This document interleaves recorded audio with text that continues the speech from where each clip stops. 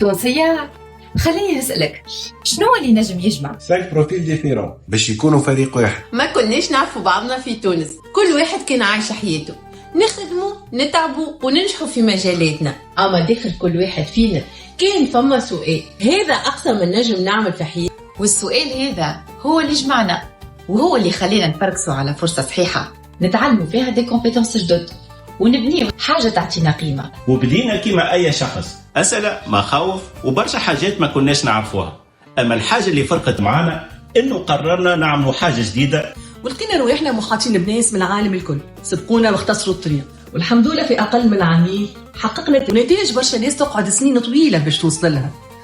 مش على خاطر احنا أذكى من غيرنا، لا، على خاطر أمنا برواحنا واخترنا السيستم الصحي. واليوم ككوتش أكبر قيمة نجم نقدموها مش معلومات تلقاها على الانترنت، القيمة الحقيقية هي التجربة والأخطاء اللي تعدينا بها. احنا اليوم ما نعطيوش نظريات، نعطيو خلاصة تجربة عشناها طورتنا على المستوى الشخصي، كونفيونس، كوميونيكاسيون وليدرشيب. كإيكيب دو كوتش نخدموا على الديفلوبمون بيرسونيل قبل الديفلوبمون تاع البزنس، على خاطر كيف تتطور طريقة التفكير يتطوروا لي ريزولتا. ككوتش نخدموا على البيرسونيل براندينغ والبريزونس بروفيسيونيل في الريزو سوسيو ولا غيرهم، وكيفاش نوظفوا الانتيليجنس ارتيفيسيال بطريقة ذكية في عالم يتطور كل يوم. حطوا بين يديك خبرة جمعناها باش نربحوك وقت ونعاونوك توصل للوبجيكتيف نتاعك. احنا مثل حي لأي شخص مهما كان مجاله ينجم يبني حاجة كبيرة يكون محاط بالناس الصحيحة.